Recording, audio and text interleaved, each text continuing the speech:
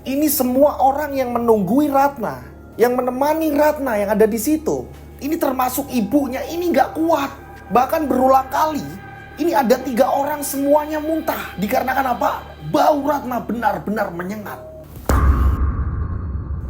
Tak hanya perawat yang muntah, melainkan keluarga sendiri pun muntah. Semua yang ada di situ benar-benar gak kuat untuk menjaga Ratna. Dengan terpaksa, Ratna ini ditunggui, ini hanya di luaran. Semuanya berada di luar, hanya ibunya yang terus-menerus berada di samping Ratna. Ada seorang pelacur, di mana pelacur tersebut ini dituduh oleh para pesaingnya jika pelacur tersebut ini menggunakan susuk vagina. Para pesaingnya ini menantang dan berani taruhan. Beranikah kamu mengambil job di bulan Ramadan? Konon katanya pelacur yang menggunakan susuk tertentu di bagian intim, pantangan keras, mengambil job atau open BO di bulan Ramadan akan mengancam nyawanya. Beranikah pelacur yang dituduh menggunakan susuk vagina itu menerima tantangan untuk membuktikan kelarisannya ini benar-benar alami? Assalamualaikum warahmatullahi wabarakatuh. Kembali lagi bersama saya Rian Agus Widodo, tentunya di channel RAW Rian Agus Widodo. Apa kabar semuanya? Mudah-mudahan kalian dalam keadaan sehat walafiat, itulah doa saya setiap hari. Monggo silakan absen, namanya siapa, kotanya di mana, biar saya kenal tambah dekat dengan kalian. Dan yang paling jauh ini dari kota mana sih? Dari negara mana sih? Monggo ditulis di kolom komentar biar saya tahu. Wah, saya ini punya saudara di mana-mana. Gitu. Saya mengucapkan selamat menunaikan ibadah puasa bagi yang menjalankan. Mudah-mudahan puasanya ini diterima Allah Subhanahu wa taala. Amin. Kalian sudah penasaran seperti apa ceritanya? Tak perlu lama-lama lagi, kita langsung saja menuju ke ceritanya. Nah, yang biasanya ini sering sekali kita menyamarkan, kali ini ada beberapa yang tidak kami samarkan gitu. Ini sesuai dari permintaan pengirim cerita gitu. Dan kejadiannya juga sudah cukup lumayan lama, kisaran tahun 2005-an. Tokoh di sini ini ada Ratna. Usianya ini 22 tahun, hidup bersama ibunya. Ibunya ini hanya di kamar. Ibunya Ratna ini lumpuh sudah lama. Jadi ketika ibunya ini keluar-keluar harus menggunakan tongkat. Itu pun tongkat dibuat sendiri dari potongan kayu. Entah penyakit apa yang diderita ibunya, akan tetapi benar-benar misteri. Sering sekali ibunya ini mengalami mimpi kematian. Kematian pada dirinya. Dan anehnya setelah mengalami mimpi tersebut, keesokan harinya sudah dipastikan dia ini minta diantar ke makam. Entah kenapa pengen jalan-jalan ke arah makam, pemakaman umum. Nah, ibunya ini namanya Busri. Ngomonglah sama anaknya. Nah, ibu mimpi yang seperti biasanya. Nah, nanti kalau kamu pulang jualan, anterin ibu ya. Oh, harus seperti itu terus ya, Bu? Iya, Nak. Tolong, Nak. Nggak tahu kenapa ibu kayak kebawa pengen ke arah makam, Nak. Dan pengen mengusap nisan bapakmu. Nah, bapaknya Ratna ini sudah lama meninggal. Namanya Pak Teguh. Nah, pada saat itu ya, Ratna mengatakan, iya Bu, nanti kalau aku sudah pulang dari pelabuhan. Apa pekerjaan Ratna?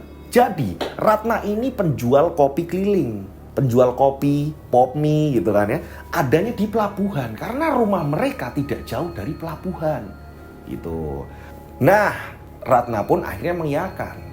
Jadi sore harinya Ratna mengantar ibunya ke makam. Setelah mengusap nisan dari suaminya, Busri baru lega. Ratna pun akhirnya tanya kan, apa sih Bu mimpinya itu, Bu? Apa masih tetap dengan mimpi-mimpi yang sama? Iya, Nak. Gak tahu kenapa ibu selalu bermimpi tentang kematian ibu. Ibu melihat diri ibu ini dimandikan. Ibu ini dikafani. Dan gak tahu kenapa jenazah ibu ini tidak kunjung dibawa ke makam. Hanya dikerumunin orang-orang berdatangan. Entah ini pertanda apa, Nak. Ini sudah sering sekali seperti ini. Busri ini sering bermimpi dirinya ini sudah dimandikan, dalam kondisi sudah menjadi jenazah ya. sudah dikafani. Akan tetapi ini tidak dimakamkan, seolah menunggu sesuatu. Entah apa yang terjadi. Kita lanjut ceritanya. Kematiannya Pak Teguh pun ini misterius. Kita flashback nih, kematian dari Pak Teguh. Pak Teguh ini punya sahabat namanya Pak Yanto. Mereka berdua ini kerja di pelabuhan. Apa saja yang mereka bisa kerjakan, mereka ini berangkat. Nah, pada suatu ketika, Bu Sri dan Ratna ini sedang di rumah gitu kan. Bu Sri juga awalnya juga dagang-dagang juga di area pelabuhan. Pak Yanto datang ngasih kabar. Dek Sri, Mas Teguh kenapa? Meninggal. Dia terkena alat berat yang berada di pelabuhan. Dan terpental, ini sampai terjebur di laut. Kaget keluarga kan? Saudara-saudara juga kaget. Dilakukan pencarian, anehnya jenazah dari Pak Teguh ini tidak ditemukan. Nah, pada saat itu, Bu Sri ini sudah mengalami yang namanya sering sakit. Akan tetapi tetap dipaksakan jualan. Jualan seada-adanya. Nah, ini ditambah kabar Pak Teguh meninggal, jenazahnya tidak ditemukan. Dan selama dicari, ini nggak ada tanda-tanda adanya mayat, apa mengambang atau apa, tidak ada.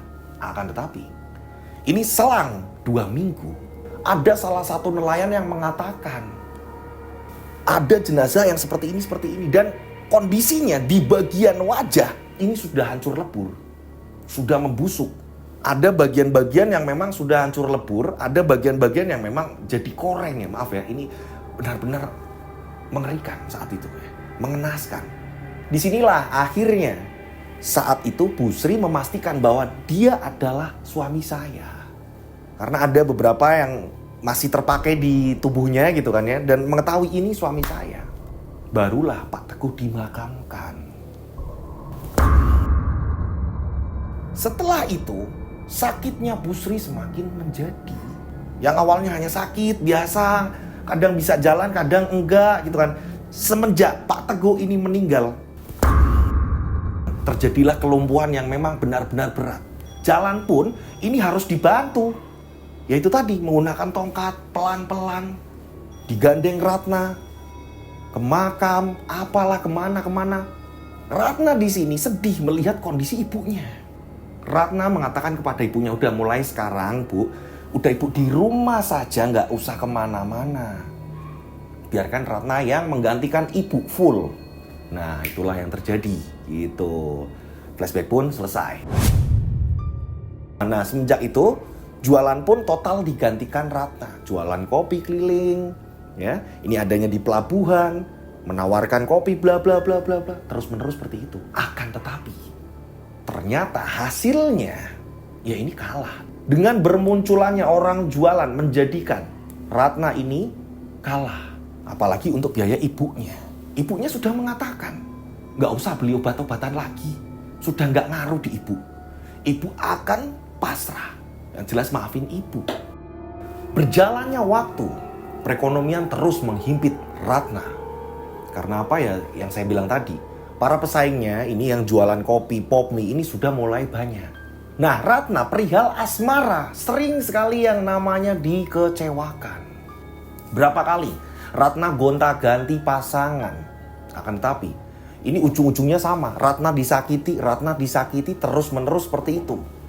Dan Ratna sempat putus asa. Ini terhadap salah satu orang dan di sini tidak disebutkan.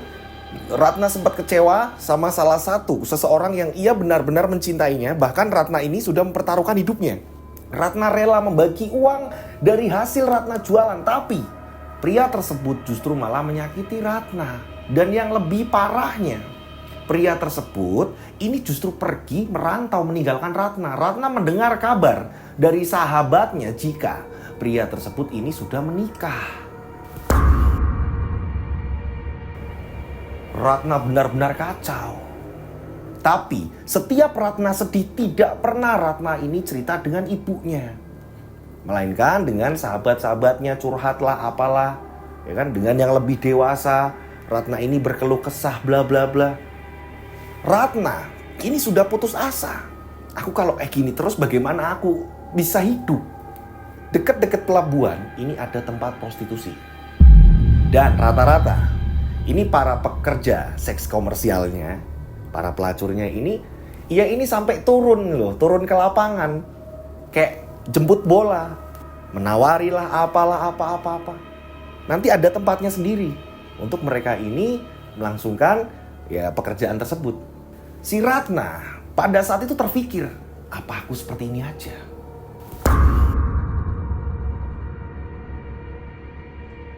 Karena nggak mungkin untuk mencukupi kebutuhan pengobatan ibu yang tak kunjung sembuh, belum lagi utang-utang.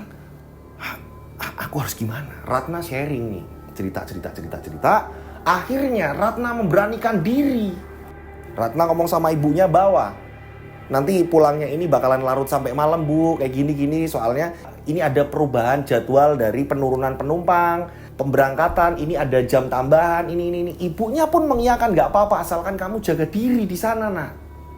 Ratna akhirnya menjadi seorang PSK. Ratna menjadi seorang pelacur demi ibunya. Ratna menjadi seorang pelacur. Nah, akan tetapi, maaf ya, ini pertama kali menjadi seorang pelacur, ini langsung Ratna ini sempat down. Downnya apa? Banyak yang meremehkan Ratna. Jadi pelacur-pelacur yang lain ini langsung seperti ada pesaing gitu kan. Akhirnya ini Ratna pun terkena imbasnya. Ratna mendengar kabar, jangan sama Ratna om, soalnya Ratna ini ada penyakit ini, ada ini. Dikatain seperti itu.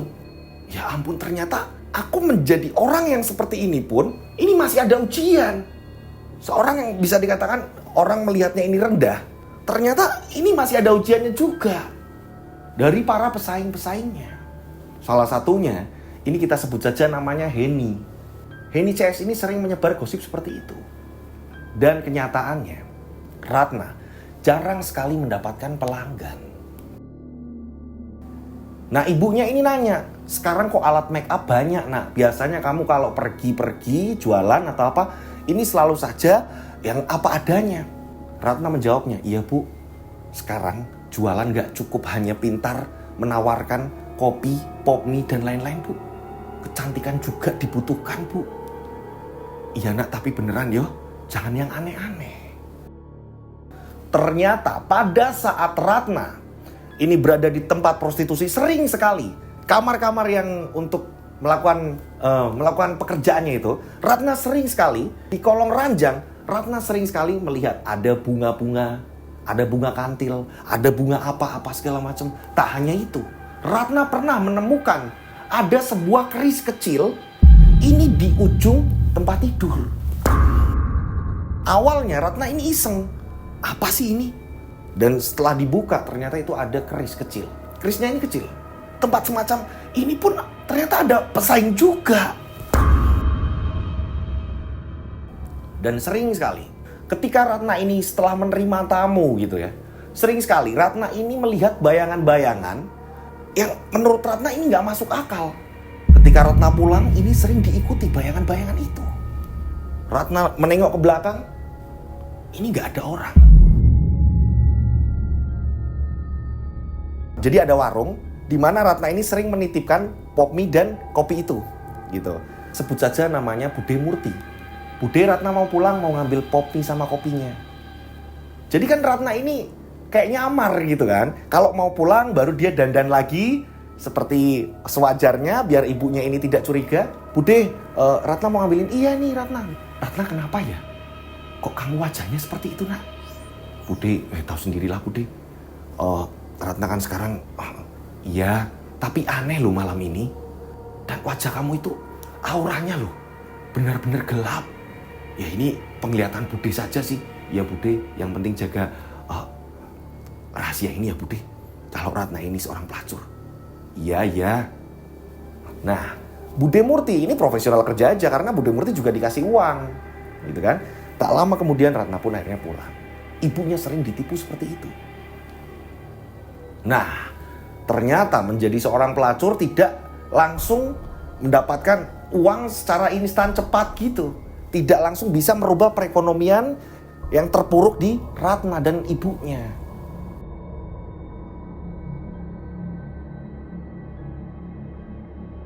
pada suatu ketika ini, jadi udah berjalannya waktu ini ya, udah lama, ibunya ini kaget ketika mendengar Ratna mengatakan, "Bu, ada yang mau ngajak Ratna kerja, Bu, di luar kota. Dan mungkin agak lama, Bu. Nanti Ratna bakalan pulang. Kira-kira boleh nggak, Bu? Kerja apa, Nak? Halal kok, Bu. Udah, Ibu nggak usah kepikiran apa-apa." Ibunya tidak mengizinkan. "Jangan, Nak. Ibu nggak pengen jauh-jauh dari kamu. Ibu takut ketika ibu bermimpi mengenai kematian ibu, lalu siapa yang akan mengantar ibu ke makam? Ibu nggak enak, sudah ngerepotin banyak tetangga." Tapi perihal ekonomi terus menghimpit yang menjadikan akhirnya Ratna hanya mengirim sepucuk surat. Tanpa ngomong sama ibunya, hanya meninggalkan surat itu di bawah mangkuk sarapan ibunya. Nah, ibunya juga merasakan ada hawa yang aneh. Anak ini sebenarnya melakukan hal apa? Tapi sudah terlambat. Ratna ini sudah pergi. Nah, ibunya menunggu kepulangan Ratna. Anehnya, menunggu kepulangannya Ratna, ini sering sekali ibunya melihat ada bayangan hitam. Ini mirip dengan Ratna. Gesturnya ini mirip dengan Ratna. Ini memasuki kamar Ratna. Tapi berkali-kali. Siapa ya? Ratna pulang apa ya? Berapa kali masuk ke kamar Ratna, hilang. Masuk kamar Ratna, hilang. Ibunya berusaha untuk berdiri bangkit, ngecek ke kamarnya Ratna, ini nggak ada lagi. Sampai saudaranya dari ibunya ini ngasih tahu, "Bude ini mungkin kangen sama Ratna. Sudah, Bude doain saja, mudah-mudahan nanti Ratna pulang ini bawa rezeki. Bude kangen sama Ratna. Mudah-mudahan dimanapun Ratna berada, dia dalam kondisi baik-baik saja." Singkat cerita, sampai warga ini kaget. Kagetnya kenapa? Ratna pulang. Tapi Ratna ini pulangnya justru malah dalam kondisi yang sangat berbeda. Berbedanya apa? Turun dari ojek, bawa 2 tas besar. Raut wajahnya Ratna benar-benar mempesona. Wah, cantiknya ini benar-benar memukau. Loh, ini Ratna toh? Loh, ini Ratna toh? Banyak para warga ini yang heran akan kecantikannya si Ratna. Dan Ratna ini lebih tertutup, tidak yang seperti dulu gitu kan ya. Ratna hanya menjawab secukupnya. "Iya Pak, permisi ya. Iya Pak, permisi ya." Ratna pulang ketemu sama ibunya panggil. "Ibu, Ratna, Nak, kamu dari mana? Ibu rindu, Nak. Kok kamu penampilannya sudah berubah? Sekarang kamu tambah cantik." Ratna benar-benar cantik. Setiap Ratna ini keluar dari rumah, duduk-duduk di teras, banyak sekali laki-laki, tetangga-tetangganya ini bersiul-siul, terus negur Ratna, tegur sapa sama Ratna. Tak hanya itu, ini mantannya yang pernah menyakiti Ratna, melihat kecantikannya Ratna ini ngapel, tapi Ratna sudah menutup hati. Singkat cerita, Ratna akhirnya kembali lagi ke tempat di mana ia bekerja, yaitu di tempat prostitusi yang dekat dengan pelabuhan. Semenjak itu, semua para lelaki hidung belang ini langsung open BO-nya ini minta sama si Ratna. "Aku maunya yang ini. Mbak, aku maunya yang ini, Mbak. Ratna di mana?" Ngomong sama mucikarinya. "Nih, aku pokoknya minta si Ratna ini." Sampai ngantri. Semuanya ini pada mau nunggu Ratna. Dengan mudah Ratna ini membalikan perekonomian di keluarga Ratna. Ibunya ini sering dibawa ke rumah sakit. "Kamu jualan pop mie tapi masih bisa seperti ini." "Bu, Ratna punya tabungan. Udah Ibu tenang aja." Walaupun Ratna berubah sekarang, tapi Ratna masih tetap jualan. Ibu pengen Ratna yang sederhana kan? Jawaban Ratna selalu seperti itu. Tapi kadang-kadang bingung. Ini dokter mengatakan ya, ibumu baik-baik saja. Nanti coba ya kontrol lagi ini, kontrol. Tapi bagi Ratna, ini ada yang aneh. Ibu kok nggak sembuh-sembuh ya? Terus-menerus nih. Hampir 3 tahun ibunya ini nggak ngerti. Karena ibunya ini nggak pernah keluar. Keluar pun ini ketika seperlu-seperlunya saja ke makam setelah ia mendapatkan mimpi. Minta tolong sama tetangga sebelah, apalah. Setelah itu udah, hanya di rumah. Nah, rumah pun dibangun. Semua terheran-heran. Karena banyak warga yang di situ ini tidak di pelabuhan. Jadi mereka tidak tahu nih, mereka ini banyak kan bertani atau apa-apa gitu. Jadi kurang tahu nih kegiatan Ratna di pelabuhan. Nah, ada keanehan terhadap si Ratna. Jadi, setiap bulan puasa Ratna ini berhenti bekerja. Dia kembali lagi untuk jualan pop mie kopi seperti itu. Dan Ratna selalu mengenakan hijab. Hingga pada akhirnya Henny CS yang sama-sama, maaf ya ini, yang sama-sama pelacur, saat itu ngomong si Ratna, Ratna, kami ini curiga ya, kenapa setiap bulan Ramadan kamu selalu mengenakan hijab dan berhenti bekerja? Apa jangan-jangan itu salah satu pantangan? Mbak ini ngomong apa sih? Kami ini curiga udah lama. Kamu itu sudah pasti bersaing dengan kami ini tidak sehat. Kamu nyari uang itu tidak sehat. Kamu pakai jalur goib. Mbak ini beneran Mbak. Saya nggak yang aneh-aneh Mbak. Nggak usah ngelak. Saya tahu persis. Buktinya, sering sekali kamu itu jualan hanya untuk pantas-pantas saja. Bahkan kamu tidak melayani orang beli, ya kan? Melayani kok Mbak. Kenapa Mbak ini mengatakan seperti itu? Apakah kamu berani membuktikannya? Jika kamu ini tidak menggunakan yang aneh-aneh, berani membuktikannya? Saya berani taruhan. Jika kamu berani membuka orderan open BO di bulan Ramadan, mobilku itu buat kamu. Berani nggak? Tapi kalau kamu nggak berani, ya sudah terbukti. Kamu menggunakan hal-hal yang memang cara bersaingnya dengan kita-kita ini tidak sehat. Apa yang akan kamu taruhkan kepada kami? Saya lagi ada urusan. Jangan nyala kamu. Sini dulu. Ratna memilih untuk tidak menggubris omongan si Henny dan teman-temannya si Henny. Ada sesuatu hal nih yang terjadi dengan Ratna. Ratna lebih baik memilih untuk meninggalkan mereka. Ternyata kabar ini terus merebak dan setiap berjumpa dengan Henny selalu menantangnya dengan tantangan yang sama. Berani nggak? Ratna, kami semua ini butuh makan. Kami semua ini punya tanggungan. Ya. Tapi kamu sudah mengacak-ngacak pasaran kami. Jadi kamu berani nggak? Maaf Mbak, sini dulu. Sini. Berani nggak? Iya Mbak. Iya nanti saya pikirkan ya Mbak. Jangan nanti saya pikirkan. Ibumu ini nggak mau kan? Ibumu kalau mendengar kabar itu bakalan sakitnya ini tambah parah kan? Mbak, tolong Mbak jangan libatkan ibuku. Makanya berani nggak? Ratna ditantang. Ratna tampak pucat pada saat itu. Kalau kamu nggak berani, maka kabar ini akan sampai di telinga ibumu. Yang dimana ibumu ini taunya kamu hanya jualan kopi. Tapi dengan adanya seperti ini, ibumu bakalan tahu kalau kamu ini menjajakan diri. Mbak, tapi beneran Mbak, tolong Mbak, jangan ngomong sama ibu saya Mbak, dan jangan katakan ke semua orang kalau saya. Ya makanya berani nggak? Ratna bingung di sini. Ya ampun, nanti kalau ibuku tahu, ibuku bakal kepikiran dan nanti pengaruh dengan kesehatannya. Dan ternyata benar adanya, selang 1 minggu, tengah malam, Ratna ini teriak benar-benar kesakitan. Tolong ibunya. Dengan menggapai-gapai sekena-kenanya agar ia bisa menuju ke kamarnya si Ratna. Ibunya ini langsung kaget melihat kondisinya Ratna. Ibu, nak kamu kenapa? Kamu kenapa nak? Kamu kenapa?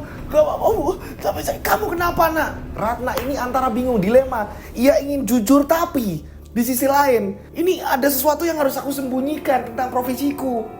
Tapi aku nggak tahu, ini sakit apa di perutku. Perut Ratna ini tiba-tiba ini membusung. Nah, kenapa dengan perutmu nak? Kenapa dengan perutmu? Apa yang terjadi dengan kamu? Apa kamu hamil? Bu. Ratna terus-menerus merasakan sakit yang luar biasa. Dan akhirnya warga-warga berdatangan. Ada apa Bunda? Ada apa? Nggak tahu.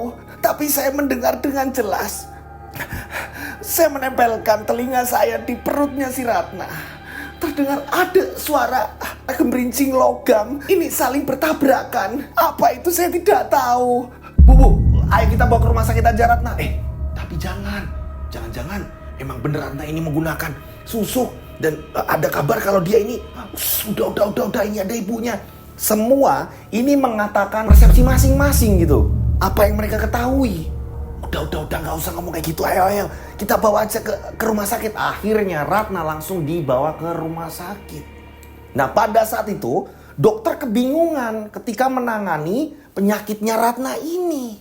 Perutnya semakin terus membusung dan mengeluarkan bau busuk. Maaf ya, ini ketika kentut ya. Ketika ia membuang gas di dalam tubuhnya, ini baunya minta ampun dan baunya ini bangkai. Banyak perawat-perawat yang menjaga di sekitaran ini sampai muntah. Nah, tak hanya itu, dokter pun kebingungan ketika menyuntikkan jarum suntik ke tubuhnya Ratna. Kebingungannya apa? Jarum suntik ini patah. 3 kali jarum suntik disuntikkan ke dalam tubuh Ratna ini patah. Aneh.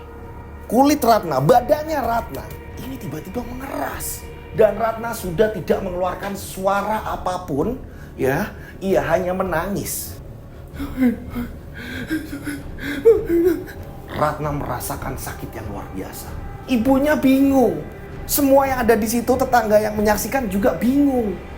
Ratna ini melakukan hal apa dan apa yang terjadi dengan Ratna? Dokter, bagaimana ini dokter? Iya, kami juga berusaha semaksimal mungkin. Kacau, aneh. Pada malam itu benar-benar aneh. Kondisinya malam hari. Dokter berkali-kali hanya mengatakan berusaha semaksimal mungkin. Akan tetapi, ada perawat yang ngomongin gitu ya. Pas di hasil ronsen, ini aneh. Ada benda-benda kayak gini loh di tubuhnya. Aneh. Nah, terdengar nih ke salah satu warga yang mengantar. Kata perawat mengatakan kayak gini nih. Benar nggak nih di tubuhnya si Ratna ini ada benda-benda logam. Apa itu? Dan lebih parahnya ini ada di area alat vital. Disitulah kabar itu terus merebak. Jangan sampai terdengar ibunya. Ratna merintih kesakitan yang luar biasa.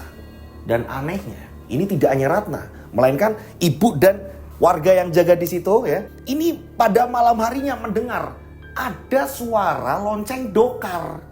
Kelentang, dan berhenti tepat di depan pintu. Akan tetapi ketika dicek, ini nggak ada apa-apa. Lonceng dokar itu ya, ini sangat persis dengan lonceng dokar yang pada umumnya. Akan tetapi ketika ibunya ini menyuruh, ada tetangga yang jaga di situ gitu kan ya. Mbak dilihat itu apa di depan. Dibuka nggak ada apa-apa. Kalimat yang terus-menerus keluar dari mulut Ratna hanya mengatakan, Bu, maafin Ratna, maafkan Ratna. Ratna sudah meminta kok agar ibu ini yang selamat, ya Ratna ini yang celaka. Apa maksudnya? Nah, berjalannya waktu selama Ratna berada di rumah sakit, ini semua orang yang menunggui Ratna, yang menemani Ratna yang ada di situ, ini termasuk ibunya, ini gak kuat. Bahkan berulang kali, ini ada 3 orang semuanya muntah. Dikarenakan apa? Bau Ratna benar-benar menyengat. Tak hanya perawat yang muntah, melainkan keluarga sendiri pun muntah. Semua yang ada di situ benar-benar gak kuat untuk menjaga Ratna. Dengan terpaksa, Ratna ini ditunggui, ini hanya di luaran. Semuanya berada di luar, hanya ibunya yang terus-menerus berada di samping Ratna. Dan setiap kali Ratna sadar, Ratna mengatakan, Bu, Ratna sudah disuruh untuk pulang. Ratna minta maaf. Hanya hal itu yang dikatakan kepada ibunya. Nak, kamu sebenarnya melakukan hal apa? Singkat cerita, tibalah waktu operasi, di mana dokter sudah mengatakan nanti ada operasi seperti ini, Bu, seperti ini. Dan pada saat dioperasi, justru malah Ratna meninggal dunia. Dan dokter mengatakan, di bagian alat vitalnya, di bagian kelaminnya, ini membusuk. Inilah yang mengakibatkan bau yang tak sedap. Tak hanya itu, ini ada beberapa jarum-jarum yang tidak masuk akal. Ini keluar pada saat operasi ini keluar. Entah apa yang diderita Ratna. Ratna meninggal dunia. Singkat cerita, setelah Ratna ini sudah dimakamkan, datanglah Pak Yanto. Siapa Pak Yanto? Pak Yanto adalah sahabat dari bapaknya Ratna, Pak Teguh. Pak Yanto ini meminta maaf, bahkan Pak Yanto di situ tidak tahu harus bagaimana selain mengatakan kata maaf. Tapi kedatangan Pak Yanto ini seperti ada tanda tanya. Akhirnya Bu Sri ini akan memaafkan. Ketika Pak Yanto ini cerita yang sebenarnya ada apa yang terjadi, Pak. Kok sepertinya sampean ini tahu akan kematian putriku. Nah, barulah Pak Yanto ini cerita. Meninggalnya si Ratna ini kenapa? Pak Yanto ini ternyata tahu. Apa hubungannya antara Ratna dengan Pak Yanto? Kita tarik mundur ceritanya, apa yang terjadi? Pada saat Pak Teguh ini masih hidup, bapaknya Ratna ini masih hidup ya, dulunya ini melakukan pesugihan. Datanglah ke daerah Banten. Gitu. Nah, setelah itu, ini ternyata melakukan pesugihan tidak semudah itu, harus ada tumbal. Saat itu yang ditumbalkan justru malah istrinya Pak Teguh, ibunya si Ratna. Gak ada pilihan lain saat itu. Pak Yanto di sini mengantar, sudah berapa kali mengingatkan, tenane mas sampean mau melakukan hal ini. Iya, aku udah terlilit hutang, aku udah gak tahu harus kemana lagi kakiku ini melangkah. Pak Teguh bener-bener buntu di situ hingga melakukan pesugihan. Akan tetapi Bu Sri ini rajin ibadah. Bu Sri ini sering sekali mengaji. Bu Sri ini orang yang sangat baik. Dan setiap berapapun penghasilannya, setiap ia jualan kopi, pop mie gitu ya, sebagian hasilnya ia sumbangkan ke ini yang menjadikan Bu Sri ini sulit ditumbalkan. Hanya mengalami kelumpuhan. Benar-benar susah. Nah, karena memang Pak Teguh ini terikat perjanjian yang menjadikan Pak Teguh menggantikan tumbalnya sendiri. Gitu. Makanya pada saat penemuan jenazahnya Pak Teguh dengan Pak Teguh ini kondisinya yang luar biasa mengerikannya, mengenaskannya, ya tenggelam justru malah adanya di tengah laut, ditemukan orang gitu. Ya ini bentuk dari konsekuensinya Pak Teguh sendiri. Daripada istriku yang akhirnya menanggung ini semua, mending aku sendiri asalkan keluargaku selamat. Pak Teguh lah yang menyetorkan dirinya sendiri untuk tumbal. Itu akan tetapi ternyata di sini ini pengaruh di keluarganya Pak Teguh, di keluarganya Bu Sri, Ratna, gitu. Karena kehidupan mereka semakin hari semakin susah, semakin payah. Di mana ibunya ini sakit-sakitan terus-menerus, Ratna mendatangi Pak Yanto. Aku yakin sampean tahu Pak, jenengan tahu kronologi bapakku itu apa aja. Pak Yanto pun akhirnya menceritakan, iya bapakmu seperti ini nak. Terus bagaimana nak? Aku pengen ketemu dukunnya. Untuk menghentikan ini semua, jangan sampai nanti merembet ke ibu dan ke aku Pak. Tolong Pak Yanto. Pak Yanto dipaksa, Pak Yanto pun mau mengantar. Akan tetapi ketika di tempat dukunnya ternyata di luar prediksi. Justru malah si Ratna mengatakan, Mbah, saya ini pengen mengembalikan perekonomian saya, walaupun mau itu ilmu hitam, mau itu ilmu apa aja, yang jelas saya mau melakoni. Jangan no, jangan Duk. Begitu juga Pak Yanto ini udah melarang. Oh Duk, jangan. Tapi di sini Ratna justru malah menyalahkan Pak Yanto. Ratna akhirnya ini memohon kepada mbahnya, kalau mbah mau tanggung jawab buat saya kaya lagi, walaupun apapun caranya. Mbahnya mengatakan, kamu profesinya apa? Ini. Dan saya sekarang menjalani sebagai seorang pelacur. Mbahnya mengatakan, oh ya pakai ini aja. Ini yang paling mujarab. Susuk vagina. Siap mbah. Ritual lah di situ. Pak Yanto pun yang mengantar. Kapan harinya? Saat dimana Ratna ini berpamitan sama ibunya. Jadi selama Ratna ini tidak di rumah, inilah yang dilakukan Ratna. Pergi ke tempat dukun gitu. Melakoni beberapa ritual bla bla bla bla bla hingga pada akhirnya Ratna ini terlihat lebih cantik dari sebelumnya. Nah, tapi itu semua ada larangan, ada pantangan. Nanti di bulan Ramadan jangan sampai kamu nerima job atau nerima panggilan. ini akan menuju ke sebuah petaka kematian. Walaupun kamu ini pelacur, ya, tapi jangan sampai kamu nerima panggilan, apalagi kamu lakukan jual beli, menjual barang, menarik barang segala macam. Akan tetapi ternyata Ratna melanggar hanya karena takut ibunya mengetahui. Di sini dihimpit, ya, diperes oleh si Heni CS, gitu kan. Nah, si Ratna kebingungan, sempet cerita sama Pak Yanto, saya gimana nih Pak, saya gimana? Aku sebenarnya udah nggak pengen ikut campur. Lah kamu sudah melakukan hal ini kok. Itu sudah, aku udah sempet ngelarang loh waktu itu. Alah udahlah Pak.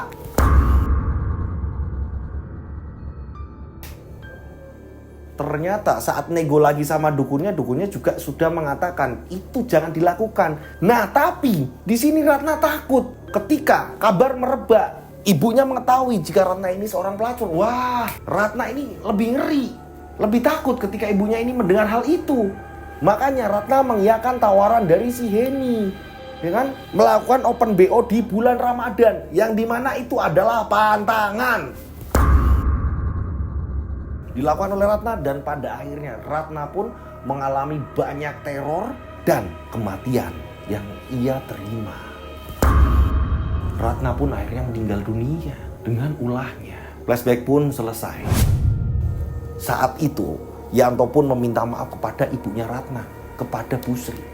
Maafin aku Mbak, maafin aku. Ini yang hanya, ya ini yang bisa saya ceritakan. Aku juga baru tahu ternyata anakku ini seorang pelacur. Aku baru tahu. Kamu kenapa jahat sama aku? Aku ini perempuan sendirian. Aku lumpuh. Kok ya tega sama aku? Ibunya Ratna hidup sendirian. Setelah meninggalnya Ratna ini kan ibunya Ratna ini sendirian, Bu Sri ini. Nah, Pak Yanto untuk membalas rasa bersalahnya, walaupun ini di sini mutlak bukan salahnya Pak Yanto kan. Pak Yanto ini hanya orang yang mengantar. Pak Yanto mengatakan, sebisaku aku bakal ngerumat kowe Mbak. Sebisaku aku bakal menjagamu Mbak. Ini bentuk dari tanggung jawabnya Pak Yanto. Akan tetapi nasi sudah menjadi bubur. Semua sia-sia. Pak Yanto hanya bisa membagi uang ya sebisa-bisanya saja. Tak lama setelah itu berjalannya waktu hingga pada akhirnya keluarga Bu Sri ini habis. Bu Sri sendiri meninggal dunia. Dan yang lebih parahnya, Bu Sri ini meninggal sudah 1 minggu baru diketahui warga. Mayatnya membusuk. Warga ini, ya, ini lewat di depan rumah baru bau gitu kan. Ini setelah 1 minggu. Dan pada saat mereka masuk ke rumah Bu Sri, mendobrak rumah Bu Sri sudah tidak bernyawa dan penuh dengan belatung. Pak Yanto ini merasa bersalah terus-menerus dan menceritakan hal ini kepada keluarganya. Heni ini menyebarluaskan, ya kan? Heni menyebarluaskan. Ini kan bener kan? Si Ratna menggunakan ini bla bla bla bla bla bla bla. Inilah akhir dari keluarga si Ratna. Dan cerita pun selesai. Wah, ngeri banget ini.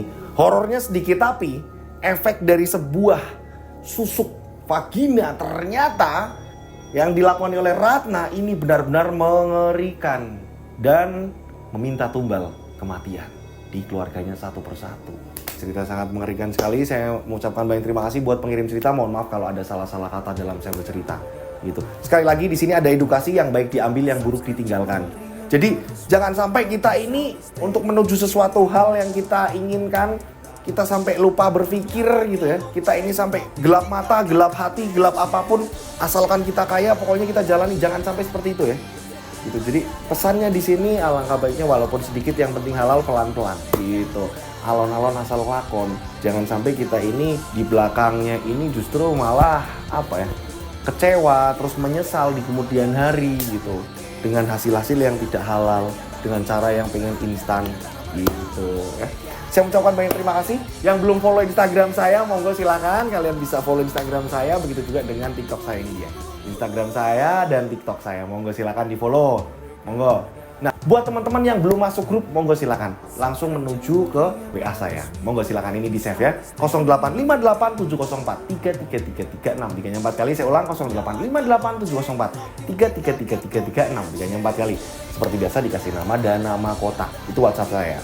Ini tujuannya buat apa sih, Mas? Ini untuk notifikasi mulai dari informasi tayangan, begitu juga untuk merchandise dan kegiatan dari Rian Agus Widodo. Gitu ya. Oke. Mudah-mudahan penikmat channel Rian Agus Widodo ini banyak rezeki melimpah. Amin. Selalu dilindungi Allah Subhanahu wa taala. Amin. Dijauhkan dari mara bahaya. Amin. Panjang umur sehat selalu. Amin. Akhir kata, saya Rian Agus Widodo mengucapkan wassalamualaikum warahmatullahi wabarakatuh. Mereka ada di antara kita.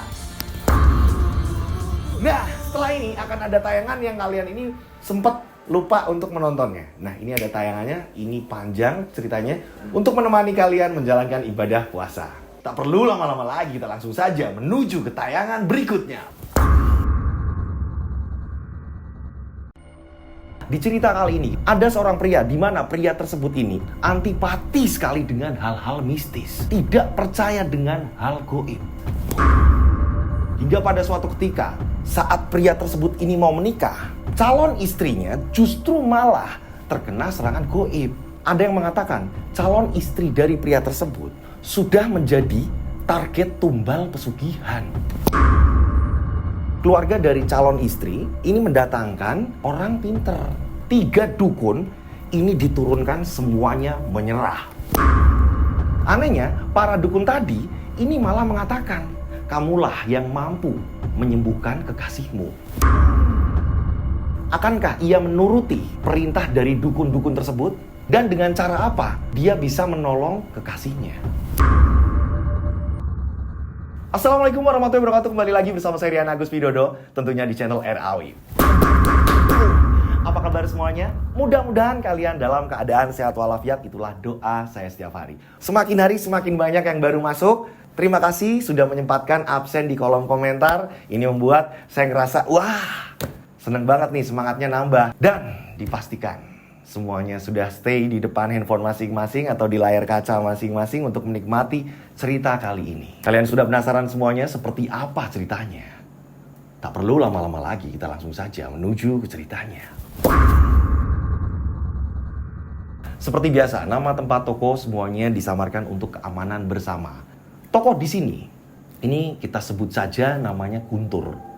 Guntur ini hidup dengan bapaknya. Ibunya Guntur sudah lama meninggal.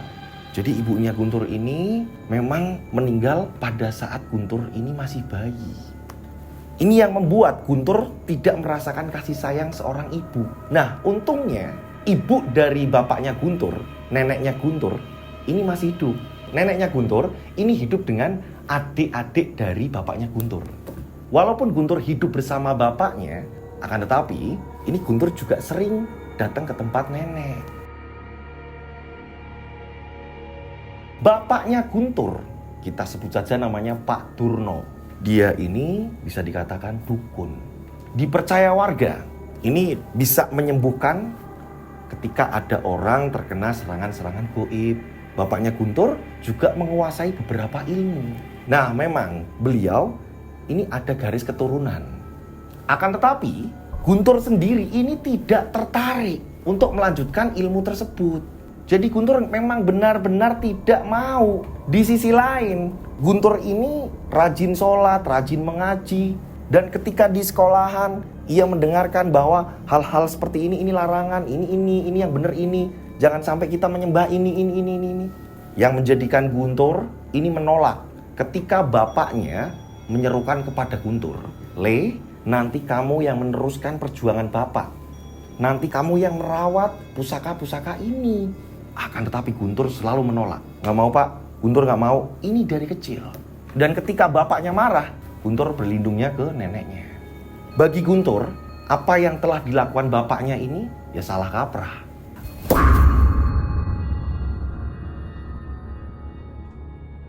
Nah, berjalannya waktu, Guntur pun sering melihat bapaknya ini sering keluar kota. Ketika ada pasien, ini ada di luar kota atau apa, sakit ada di mana gitu kan ya. Ini bapaknya Guntur dijemput lalu diajak ke tempat tersebut gitu. Dan ketika pulang, bapaknya Guntur bawa uang. Setelah lulus SMA, Guntur ini nggak tahu kenapa sulit mendapatkan pekerjaan. Yang ada hanya serabutan-serabutan biasa. Anehnya, setiap Guntur bekerja, walaupun itu sebatas serabutan, sering sekali terjadi percekcokan antara bosnya atau antar teman atau apa segala macam yang membuat Guntur nggak pernah betah. Lagi-lagi keluar, lagi-lagi nggak ikut lagi proyek itu, lagi-lagi nggak ikut proyek ini. Nah, yang ada Guntur ini terlihat remaja pengangguran. Sering sekali warga-warga pada ngomongin Guntur. Guntur, kok kamu nggak kerja sih? Nggak ikut ini, merantau atau apa segala macem. Nggak tahu Bude, lah wong susah kok. Kalau kerja pasti ada halangan. Lah kamu sih, yang namanya kerja itu kan ada ujian. Ya sabar, biar kamu itu nanti bisa nabung buat nikah atau apa. Dan memang benar-benar berasa sulit ketika Guntur mencari pekerjaan ini. Benar-benar nggak ada jalan keluar.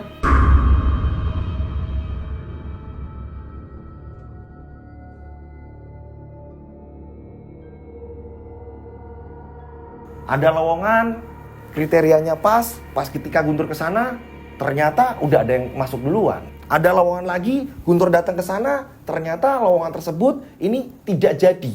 Ketika ikut kerja orang, pasti ada masalah. Ini yang dialami oleh Guntur.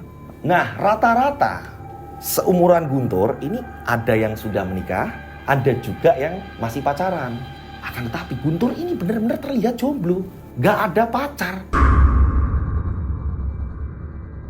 Guntur dulu pada saat SMP punya mantan. Kita sebut saja namanya Nani. Ini rumahnya memang agak jauhan. Jadi selisih berapa kampung gitu. Akan tetapi sekarang Guntur tidak tahu kabarnya Nani bagaimana. Ini yang menjadikan Guntur ini sering dibully sama rekan-rekannya seumuran Guntur. Lah kamu itu pacaran kok zaman SMP tok.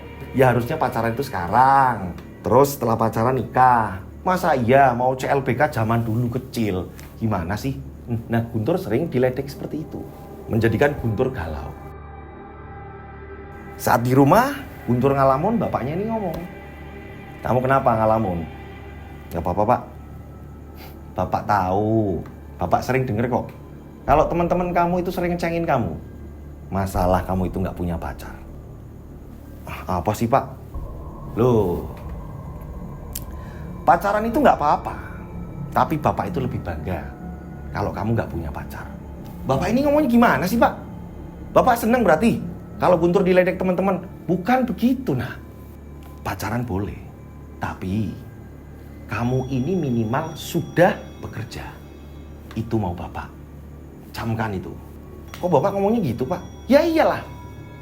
Harga diri seorang laki-laki adalah bekerja. Nah, bapak tahu sendiri, Pak. Guntur ini nyari kerja sana sini gagal terus, Pak. Makanya jangan nyerah. Nyoba lagi. Intinya kerja dulu baru pacaran. Sampai bapak dengar kamu pacaran, kamu bakal nyesel nanti seumur hidup. Jadi memang ini larangan dari bapaknya. Pak Turno melarang jika Guntur ini pacaran terlebih dahulu sebelum bekerja. Disinilah yang menjadikan setiap Guntur ini kenal sama perempuan, Guntur nggak berani untuk mengajak ke rumah. Dan memang kenyataannya iya.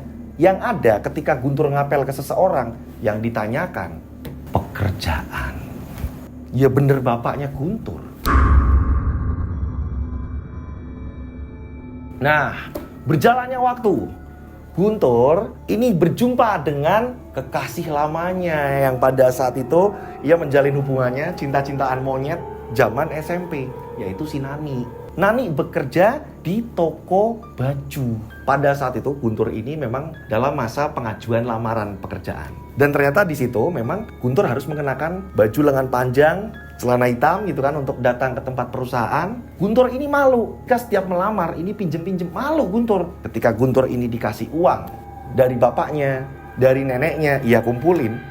Guntur ini mau beli baju. Di toko tersebutlah ketemu Nani. Nani, Guntur.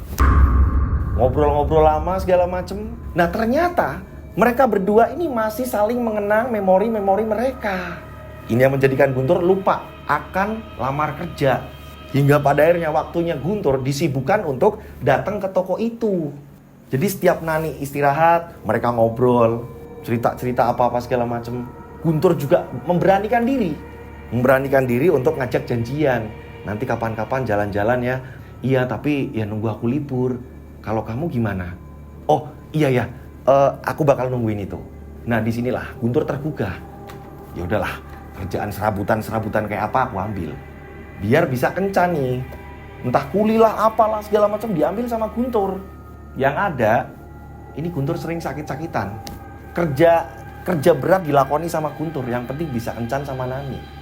Bapaknya ini curiga sama Guntur. Kamu dari kemarin kerja, kuli batu, kuli bangunan toh. Bapak ngerti, sampai kamu sakit-sakitan. Terus uangnya mana? Uangnya mana Bapak tanya? Ya udah Guntur buat jajan lah Pak. Buat jajan? Secepat itu uang itu habis?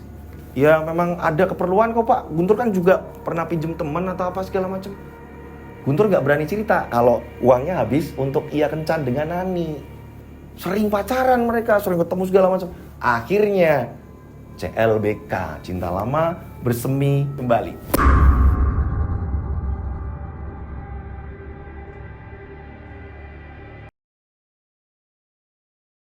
Nah, kita pindah studio nih. Karena apa? Di studio utama ini ada konsleting listrik gitu. Jadi tiba-tiba padam. Akan tetapi kita akan tetap syuting. Harus melanjutkan jalan ceritanya. Nah, ternyata hubungan Guntur dan Nani, ini mereka pacaran ini tercium nih sama bapaknya Guntur. Guntur, Bapak mau ngomong. Kamu pacaran ya? Jujur sama Bapak. Kamu ini pacaran kan? Bapak ini ngomong apa sih Pak? Guntur ini gak pacaran Pak. Bapak ini sosokan tahu aja sih. Bapak ini dengar kabar kalau kamu ini pacaran. Alah, itu cuma kabar Pak. Awas kamu, kalau kamu belum kerja terus pacaran, bakal celaka kamu. Bapak ini gimana sih? Ributlah antara Guntur dan bapaknya. Tak lama kemudian ini datanglah sahabat dari bapaknya Guntur. Kita sebut saja namanya Pak D. Edi.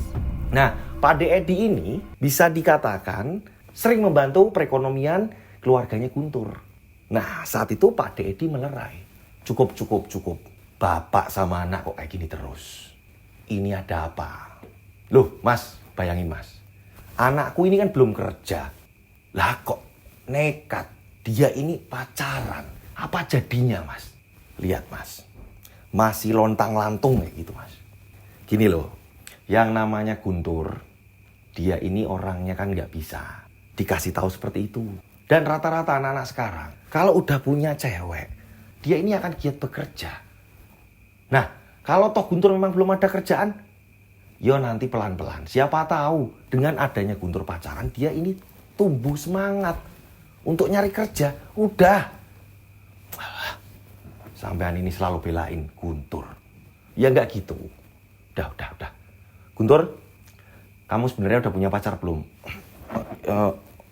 Belum Pak D. Ya temenan biasa aja. Ya udah gini. Kalau bisa kamu nyari kerja yang semangat. Yuli ya? Iya Pak D. Akhirnya perdebatan tersebut ini bisa reda dikarenakan kedatangannya Pak Dedi tadi. Singkat cerita, usaha Guntur untuk mendapatkan pekerjaan ini tidak mudah. Lagi-lagi gagal. Yang ada hanya kerja serabutan. Itu pun hasilnya nggak seberapa.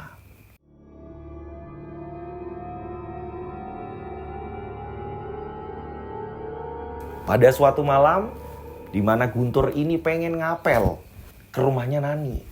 Akan tetapi, pada saat itu Guntur kaget. Kok ada yang ngapel Nani duluan? Dan orang itu lagi ngumpul dengan keluarganya Nani.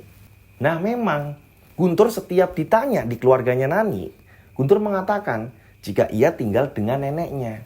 Gitu, dia tidak tinggal dengan bapaknya. Guntur ini tidak pernah memperkenalkan bapaknya karena Guntur ini malu jika profesi dari bapaknya ini adalah seorang dukun.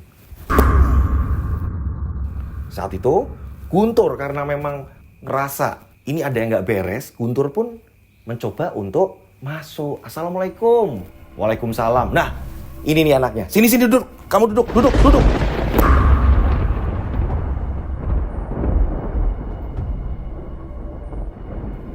Ada apa ya Mas? Kamu datang ke sini mau ngapain? Saya main Mas, silaturahmi Saya udah lama nggak ketemu Nani, Mas. Saya tahu kamu udah sering kesini. Dan sepertinya ini adalah malam terakhir. Loh, kok bisa gitu, Mas? Ini ada Lukman. Nah, kakaknya Nani ini menunjuk ke orang yang sudah ada di situ lebih dahulu. Kita sebut saja namanya Lukman. Kamu bawa lari kemana adikku? Ini Lukman dari tadi udah nungguin. Dan kamu perlu tahu, dia ini yang lebih cocok untuk adikku. Saya justru kesini malah pengen ketemu Nani, Mas. Nggak usah ngarang kamu. Di mana Nani? Mas, beneran Mas, saya nggak ngerti. Saya justru kesini mau ketemu Nani, Mas. Kamu pasti ngumpetin Nani. Aku nggak mau tahu. Kamu harus cari Nani. Ternyata Nani ini tidak ada di rumah. Lalu kemana? Pada saat itu Guntur pun akhirnya diusir. Kebetulan biasanya ada bapak ibunya Nani, di sini nggak ada. Justru malah ada kakaknya Nani. Ternyata Lukman ini yang ngapel Nani pada malam itu adalah sahabat dari kakaknya Nani. Saat itu juga Guntur pun pulang. Di tengah perjalanan ternyata Lukman tadi mengejar dengan motor gedenya. Disamperin, langsung Guntur ini diberhentikan. Kali lagi kamu ngapel Nani, awas kamu. Nani bakalan jadi milikku. Dan kalau aku dengar kabar kakimu sampai melangkah ke rumahnya Nani, maka kamu gak akan selamat. Paham kamu? Maksud kamu gimana? Saya gak takut. Oh, kamu nantang. Kamu bisa saya bikin lumpuh. Jarak jauh. Tiba-tiba Lukman mengatakan hal seperti itu. Nah, Guntur ini merasa kayak, daripada aku ngurusin dia, mending aku pulang. Di sisi lain Guntur juga kepikiran, ini Nani sebenarnya kemana? Dan Guntur ngerasa benar-benar malam itu terpukul. Terpukulnya apa? Guntur ini merasa kayak, aku gak ada apa-apanya dibanding si Lukman. Apa karena aku ini pengangguran? Aku bingung. Saat itu akhirnya, mau Pak diwalik aku ini. Guntur pun ini malas untuk pulang. Karena apa? Ini udah selek terus sama bapaknya. Kecuali ketika Pak Dedi ada di situ. Guntur lebih memilih untuk pulang ke tempat neneknya.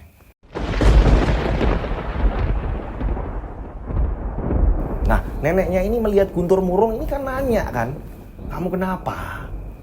Tiap datang ke sini pasti kayak gitu mukanya. Kusem seperti itu. Ada apa, Le? Oh, iya biasalah, Mbah. Lagi-lagi Guntur belum dapat kerjaan dan tadi Guntur ngapel, ternyata Guntur udah keduluan sama orang lain, Mbah. Terus, Guntur merasa kecil aja, Mbah. Nenekmu itu, ini doain kayak apa? Doain secapek kayak apapun. Susah. Agar kamu dapat kerjaan itu susah. Lah, kok gitu sih, Mbah? Ya memang. Entah apa yang ada di otak bapakmu. Loh, kok Mbah ngomong kayak gitu? Kamu sudah besar. Harusnya kamu paham akan hal itu. Beneran, Mbak? Guntur gak paham, Mbak? Guntur justru malah bingung ini, Mbak. Mbak mengatakan seperti itu. Bapakmu itu yang membuat kamu itu susah mendapatkan pekerjaan. Lah. Kok Mbak bisa ngomong seperti itu? Ya iya. Orang bapakmu ini pengennya kamu meneruskan apa yang sudah dilakukan oleh bapakmu.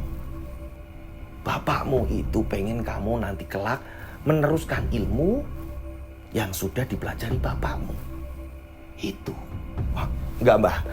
Apapun yang terjadi, Guntur nggak mau jadi dukun, Mbah. Guntur nggak percaya akan hal-hal itu, Mbah. Guntur nggak mau, Mbah. Semenjak itu Guntur murka dengan bapaknya. Jadi, ketika ia pulang, ini hanya seperlunya saja. Selebihnya ia kembali lagi ke tempat mbahnya. Nah, di sisi lain Guntur juga kepikiran, ini di mana si Nani? Ketika Guntur ini menyempatkan diri datang ke tempatnya Nani, ini Nani juga belum ditemukan. Guntur akhirnya ini siang-siang datang ke tempat kerjanya Nani. Ternyata Nani ini sudah tidak berangkat lama. Bahkan bosnya ini mengatakan, kamu pacarnya Nani ya? Bilangin sama dia ya. Sekali lagi gak ada kabar sama sekali, berarti sudah saya anggap keluar dari tempat kerja ini. Saat itu Guntur kebingungan, ya ampun. ini bocah kemana? Sedangkan Guntur juga dicurigai membawa lari Nani. Kata kakaknya, ini akal-akalan kamu aja, seolah-olah agar Nani ini tidak terlihat pergi dengan kamu. Kakaknya mengatakan seperti ini. Singkat cerita, Guntur akhirnya mencari tahu di mana keberadaan Nani. Dari teman-temannya, Guntur samperin satu persatu hingga pada akhirnya membuahkan hasil. Guntur ini mendatangi salah satu rumah sahabatnya Nani. Kita sebut saja namanya Ana. Nah, pada saat itu, ya kan, kebetulan Nani ini sedang di teras dengan Ana lagi cerita. Assalamualaikum. Guntur, Nani, kamu ini apa-apaan sih? Kenapa kamu ini pergi dari rumah? Guntur, kenapa kamu tahu aku di sini? Iyalah, aku ini nyari kesana kemari. Ternyata kamu ada di sini. Bahkan keluargamu ini mengira aku ini yang membawa kamu pergi. Lebih baik kamu pulang, Nani. Gak mau aku, Guntur. Aku gak mau pulang. Ini sebenarnya ada apa, Nani? Pada saat aku datang ke sana, ternyata ada seseorang yang memang katanya betul dia Lukman. Dia adalah sahabat dari kakakku. Dan kakakku itu menginginkan agar aku mau menikah dengan Lukman. Dan kamu tahu gak? Lukman itu bermain dukun.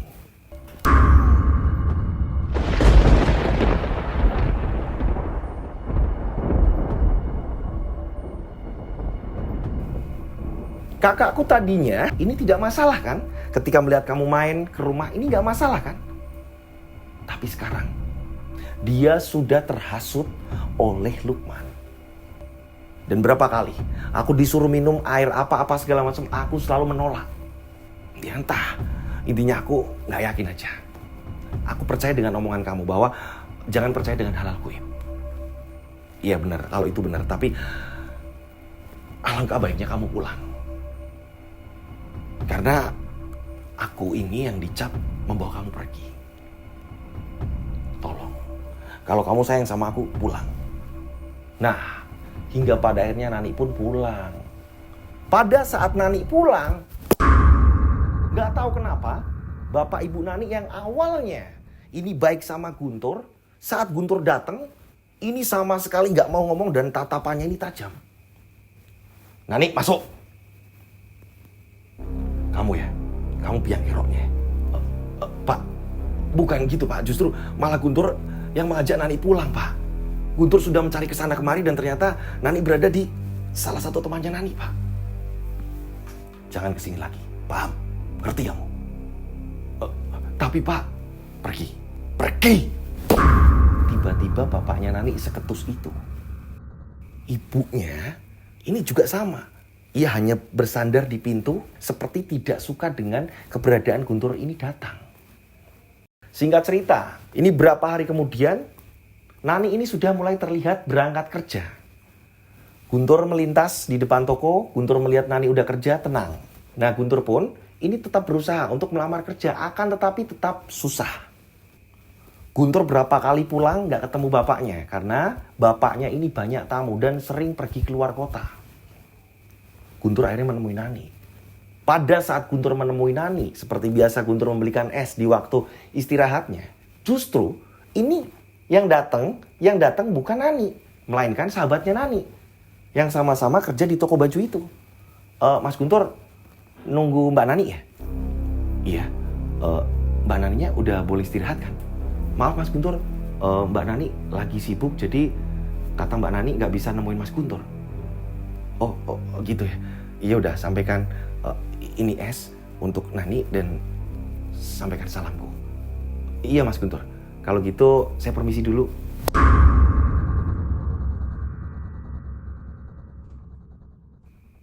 Guntur bingung, kok tiba-tiba Nani seperti ini?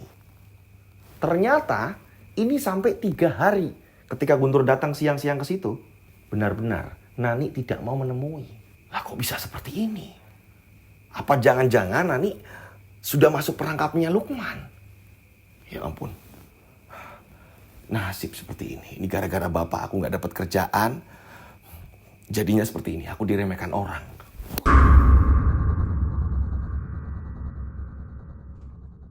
Tibalah bapaknya Guntur ini pulang. Pada saat bapaknya Guntur pulang, Guntur langsung ngamuk.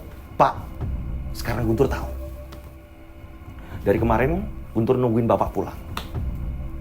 Apa? Kamu ngomong apa? Kamu ngomong apa? Guntur tahu, Pak. Kenapa Guntur tidak pernah mendapatkan pekerjaan? Itu semua gara-gara bapak kan? Kamu itu ngomong apa? Kamu ngomong apa? Pak, gak usah pura-pura. Bapak menginginkan Guntur melanjutkan pekerjaan bapak ini kan. Sebagai seorang dukun kan. Loh, daripada kamu ini gak dapat kerjaan. Loh, bukan gitu, Pak. Kenapa Guntur ini gak dapat kerjaan? Gara-gara bapak kan. Bapak yang menjadikan Guntur tidak mendapatkan pekerjaan kan. Ribut mereka. Dang. Untungnya lagi-lagi ada Pak Edi. Guntur kesal di situ. Guntur kesal, langsung ngamuk di situ. Setelah ngamuk, Guntur pulang ke rumah neneknya. Di sini, mbahnya Guntur mengatakan kepada Guntur, kamu sholat berdoa. Kalau toh memang Nani jodohmu, biar didekatkan. Kalau toh memang Nani terkena guna-guna atau apa, ya kamu minta sama Allah. Agar guna-guna tersebut segera hilang dan Nani ini kembali jatuh cinta sama kamu. Kenapa nggak pernah diajak ke sini sih? Mbak kan nggak pernah lihat Nani itu. Ya, nantilah Mbah. Guntur juga nggak mau terlalu banyak orang yang tahu. Hanya Mbah yang Guntur ceritain. Ya wes, pesan Mbah itu jangan tinggalkan ibadah. Guntur berdoa, sholat tahajud, agar Nani kembali lagi ke hatinya Guntur. Hampir 2 minggu sudah, Guntur tidak mendapatkan kabar dari Nani. Bahkan Nani ini tidak mau menemui Guntur. Setiap jam Nani pulang kerja, Guntur ini datang ke situ. Selalu saja Nani sudah pergi dengan orang lain. Guntur yakin kalau itu Lukman. Akhirnya Guntur nekat kembali ingin datang ke rumahnya Nani. Pengen minta penjelasan. Pada saat Guntur ini sampai di kampungnya Nani, berapa meter lagi sampai rumahnya Nani, Guntur kaget. Banyak orang-orang ini sedang berkumpul di depan rumahnya Nani. Nah, Guntur ini tanya sama warga yang ada di situ. Kebetulan warga tersebut ini gak kenal Guntur. Maknanya, Pak, ada apa ya Pak di rumahnya Nani? Oh itu Le, sudah berapa hari ini Le, kita ini sering melihat panas pati Le.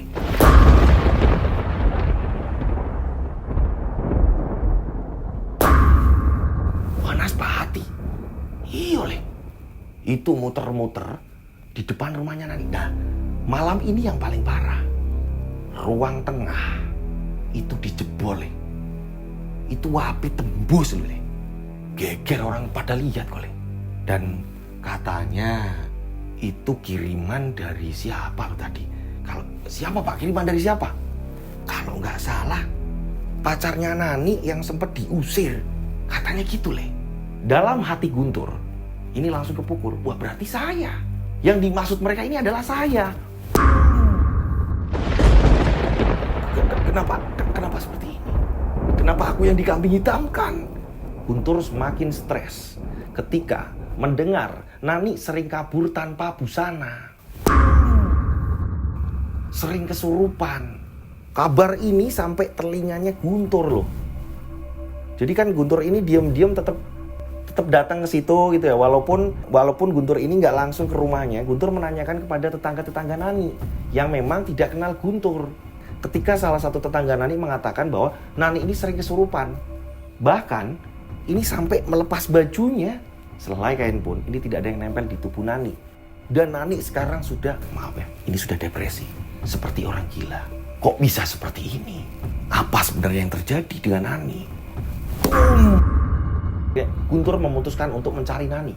Akan tetapi sahabat-sahabatnya yang biasa Guntur temui, mereka mengatakan jika tidak tahu keberadaan Nani sekarang. Justru malah mereka kaget ketika Guntur menceritakan kondisi Nani sekarang yang sering kesurupan. Ini kabar dari tetangganya yang pernah melihat Nani ini larilah apalah. Di tengah malam dia keluar tanpa busana. Guntur bingung. Ya ampun, aku harus cari di mana lagi. Sahabat-sahabat Nani mengatakan bahwa dia tidak tahu. Justru malah mereka kaget dan prihatin. 1 minggu sudah, usaha Guntur mencari Nani tidak membuahkan hasil. Ya ampun, aku harus kemana lagi? Dan ini yang paling aku gak suka. Bermusuhan dengan hal goib yang aku ini tidak percaya. Tapi kenapa Nani bisa seperti ini? Dan sangat gak mungkin kalau aku minta tolong sama Bapak. Ya ampun, aku harus gimana? Ketika aku minta tolong sama Bapak sudah jelas Bapak bakalan ngeremehin aku. Aku harus gimana? Aku harus, nggak ada pilihan lain. Nggak ada pilihan lain. Guntur akhirnya pulang ke rumah bapaknya dan mengatakan kepada bapaknya, Pak, Guntur mau ngomong Pak. Ngomong apa? Udah, diemin bapaknya udah. Kalau ditegur bapak kayak gitu-gitu, Pak tolong Pak, Guntur mau ngomong, dengerin dulu Pak. Tolong Pak. Mau ngomong apa kamu? Jadi benar adanya kalau Guntur ini punya cewek Pak. Dan kondisinya Pak sekarang kesurupan Pak. Dia ini sampai keluar-keluar. Terus Bapak disuruh apa? Disuruh apa? Bapak lagi banyak pekerjaan. Pasien Bapak ini ada di luar kota dan Bapak ini harus pergi ke sana. Jadi maaf ya. Maaf kalau anak muda bilang itu sorry. Ya, karena apa? Kamu itu gak nurut sama Bapak. Untung Pak Edi ini sering belain kamu. Jadi maaf, Bapak nggak bisa nolong. Guntur ini benar-benar kesal dengan bapaknya. Guntur masih kepikiran di mana keberadaan Nani. Guntur akhirnya ini habis Isya datanglah ke tempat Nani. Akan tetapi di tempat Nani justru malah Guntur ini dimaki-maki oleh keluarganya Nani. Kamu itu yang membuat Nani seperti ini. Jadi kamu itu harus tanggung jawab. Guntur dimaki-maki, bahkan ini warga-warga sampai melihat Guntur. Guntur, Pak beneran Pak, Bu semuanya. Saya tidak tahu menahu, justru saya ini pengen tahu kabar Nani. Gak usah ngacau kamu. Yang jelas Nani bisa hilang. Nani bisa kabur dari sini pasti gara-gara kamu. Beneran Pak. Beneran saya tidak tahu menahu dan saya sudah berusaha mencari Nani Pak. Kalau kamu kesini lagi tanpa membawa Nani, urusannya sudah nyawa kamu. Guntur pun kembali diusir. Apakah aku harus ngomong lagi sama Bapak? Ya ampun, aku harus gimana? Guntur pulang dan ternyata emang benar. Bapaknya ini belum pulang. Dia sedang menggarap pasien yang ada di luar kota. Guntur menangis di situ. Ya ampun, aku harus gimana? Sedangkan aku nggak percaya dengan hal-hal seperti itu. Tapi kenapa sekarang Nani justru malah yang terkena imbas hal-hal goib seperti itu? Dan siapa yang melakukan ini? Saat Guntur sedang dalam kondisi down gitu kan ya. Guntur nggak tahu harus minta tolong ke siapa. Guntur juga merasa dirinya ini nggak berguna. Apalagi ia tahu kalau ternyata selama ini dia mencari pekerjaan nggak pernah diterima ini gara-gara bapaknya. Tiba-tiba Pak Edi datang. Guntur, kamu kenapa nak? Nggak apa-apa Pak De. Kenapa lagi? Ribut lagi dengan Bapak? Nggak Pak De, nggak. Bapakmu ada nggak, Le? Belum pulang, Pak De. Dan Guntur, kenapa? Cerita sama Pak De. Jadi gini, Pak De. Guntur sebenarnya memang punya pacar. Dan pacar Guntur ini dalam kondisi yang seperti ini. Dia ini terkena serangan goib, Pak De. Dan Guntur nggak tahu harus gimana minta tolong ke Bapak. Karena Guntur selama ini kan Pak De tahu sendiri kan. Guntur nggak percaya dengan hal-hal seperti itu. Yang ada nanti malah Bapak meremehkan Guntur, Pak De. Sudah sempat Guntur ini mengutarakan ke Bapak. Akan tetapi Bapak mengatakan katanya, maaf, gak bisa. Hanya itu Pak De. Sebentar Guntur. Sebenarnya bapakmu itu bisa. Kalau ngatasin orang-orang yang terkena serangan goib seperti itu. Karena bapakmu itu punya pusaka. Itu seluruh pusakanya itu. Dari ujung sampai ujung. Ini terbuat dari emas. Itu peninggalan dari leluhur-leluhur sebelumnya. Yang dimana bapakmu ini pengennya nanti kamu yang rawat. Tapi karena kamu seperti ini, melawan, itu yang menjadikan bapakmu ini mungkin kesel sama kamu. Pusaka tersebut ini bisa ketika ditaruh di punggung seseorang yang terkena serangan goib. Serangan tersebut ini akan mental. Tapi laki-laki memang kamu harus yang ngomong sendiri sama bapakmu. ngomong baik-baik. Nanti kalau memang butuh Pak Din dampingin, ya nanti tak dampingi. Udah, nggak usah galau. Anak laki-laki kok. Guntur datang ke tempat neneknya, menceritakan segala macam. Neneknya mengatakan kepada Guntur, sholat bareng yuk sama Mbah. Guntur sholat bareng dengan neneknya. Neneknya juga menyuruh agar keesokan harinya ini Guntur puasa. Guntur menuruti. 3 hari sudah Guntur puasa. Nenek berdoa mudah-mudahan keinginan kamu ini terkabul. Iya, Nek.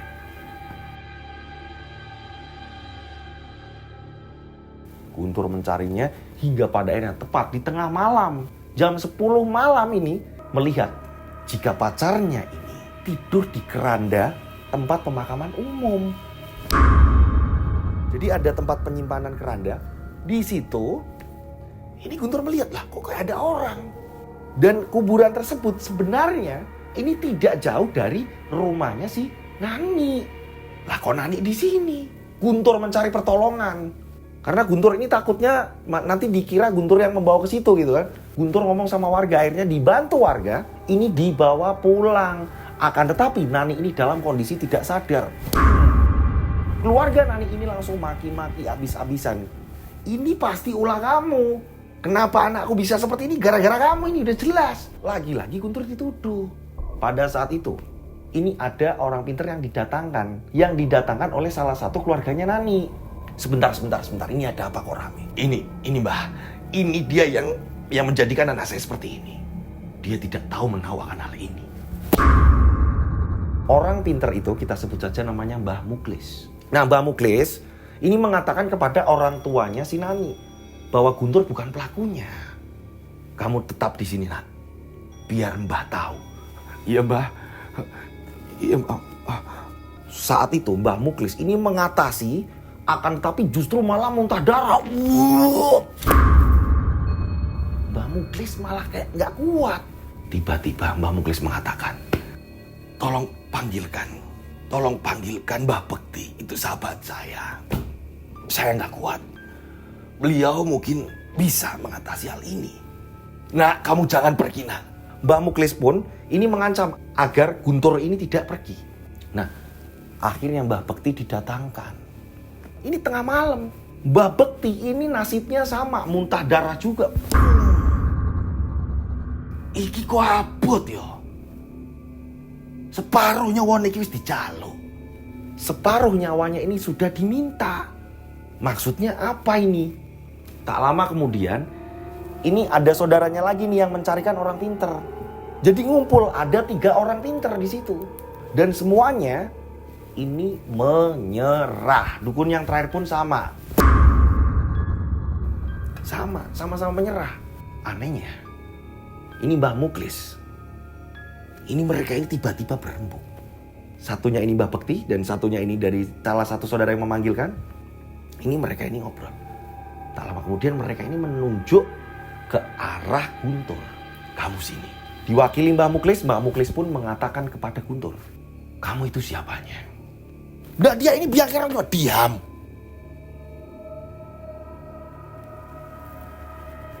Justru dia yang bisa menolong.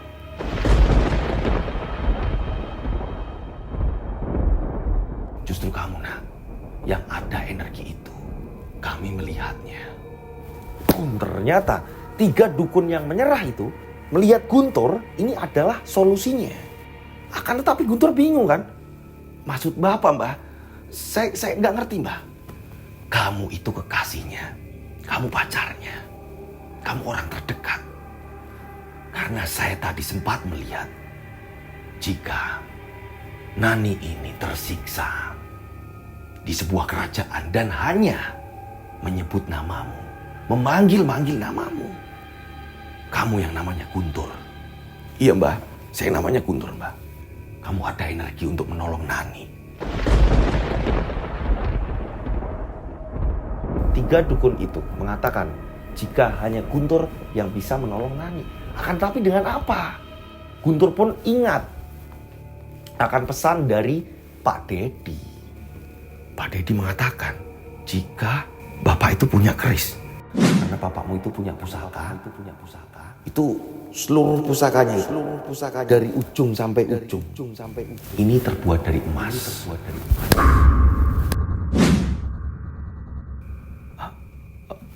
Mbah, saya izin pulang sebentar. Ya, nanti saya kesini lagi, Mbah. Diantar. Jangan sampai anak ini pergi. Akhirnya Guntur pun diantar. Nah, di tengah jalan Guntur udah berpikir, apapun yang terjadi udah. Ini demi keselamatan Nani. Dan memang 3 dukun tadi mengatakan bahwa ini waktunya nggak bisa lama.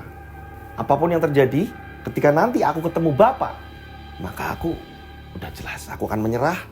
Dan mungkin ke depannya aku akan menuruti apa kata Bapak, apa keinginan Bapak. Yang penting Nani selamat. Sesampainya di rumah ternyata bapaknya Guntur ini tidak di rumah. Belum pulang juga, masih di luar kota. Saat itu yang ada di otak Guntur hanyalah mengambil paksa pusaka yang dimaksud Pak Dedi. Sedangkan Guntur tahu naruhnya di mana, tempatnya di mana. Guntur tahu. Guntur langsung masuk rumah, mengambil pusaka itu. Dibawalah pusaka tersebut ke rumahnya Nani. Pada saat Guntur membawa pusaka itu, 3 dukun ini tiba-tiba benar-benar ketakutan. Ya ampun, Le, itu pusaka bukan sembarang pusaka, Le. Wah, tercengang. Guntur ini tidak bisa berbohong lagi. Kali ini Guntur jujur, yang dimana selama ini menyembunyikan siapa bapaknya. Dan ketika ditanya oleh siapapun termasuk keluarganya Nani, hanya mengatakan hidup bersama nenek. Karena Guntur gak mau terlibat dalam ilmu-ilmu seperti itu. Dan Guntur gak suka dengan profesi bapaknya ini. Disitulah Guntur mengatakan jujur, saya anaknya Pak Durno. Kita sebut saja namanya Pak Durno. Pak Durno ini orang ini. Wah, mereka jadi tahu. Loh, kamu itu keturunan orang sakti, Le. Mbah Buyutmu dulu kayak gini. Wah, di mana sebenarnya Guntur sendiri nggak tahu. Akan tetapi justru malah 3 dukun ini tahu silsilahnya keluarganya Guntur. Ya, ini Mbah, ini pusakanya Mbah. Kata Pak D, ini bisa menyembuhkan siapapun yang terkena serangan gaib. Iya memang, Le. Tapi kami tidak mampu. Yang mampu adalah dari garis keturunannya, yaitu kamu. Yang awalnya keluarganya Nani ini sempat gak suka dengan Guntur. Yang melihat Guntur ini biang keroknya lah, apalah, biang keladinya lah. Ketika ketiga dukun itu mengatakan seperti itu, akhirnya keluarga Nani memohon kepada Guntur. Dan anehnya Lukman ini gak terlihat sama sekali. Ini kemana perginya Lukman? Nah, saat itu dibantu oleh Mbah Muklis, keris itu diarahkan tepat di punggungnya Nani. Apapun yang kamu baca, Le, panjatkan, minta sama Gusti Allah, minta sama Tuhan untuk kesembuhan. Nah, Guntur ini menempelkan pusaka itu. Tak lama kemudian ketika keris itu ditempelkan tepat di punggungnya Nani, Guntur malah justru yang tahu. Wah.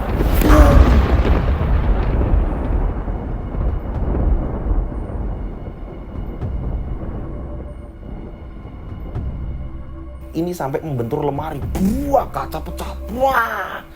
Pusaka tersebut ini tidak terlepas dari genggaman Guntur. Nah, ternyata benar.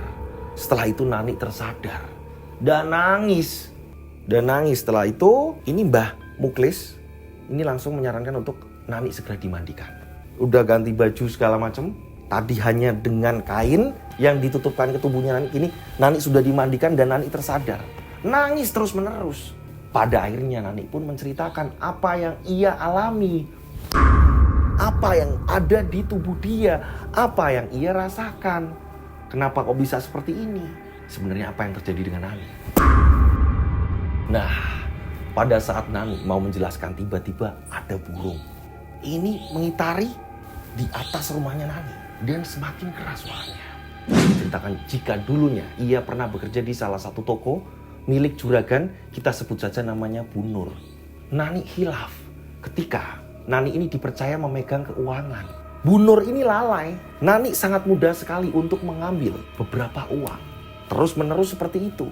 Nah, ini Nani udah tahu nih, wah sebentar lagi aku bakal ketahuan. Sebelum aku ketahuan, mending aku pergi dulu dari sini. Dan ternyata Nani juga sempat melihat dan Nani sempat mendengar ada desas-desus siapa saja yang berbuat jahat di toko tersebut di kemudian hari akan kita tumbalkan.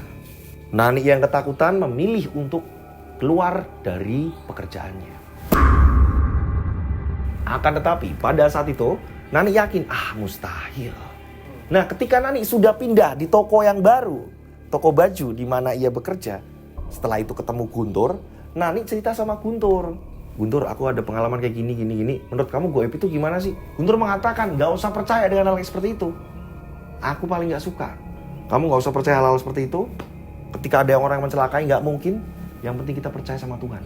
Udah, disitulah Nani akhirnya lega. Gak kepikiran apa-apa, gak mungkin aku ini bisa ditembus. Bener apa kata Guntur, jangan percaya tahayul. Nah, saat itu Guntur menanyakan, lagian kenapa kamu tiba-tiba nanya goib? Ya ada aja sih, aku pengen tahu aja, iseng aja. Guntur mengatakan, jangan pernah menanyakan hal-hal goib padaku. Mistis lah, apalah, hantu lah, apa segala macam. Benci aku.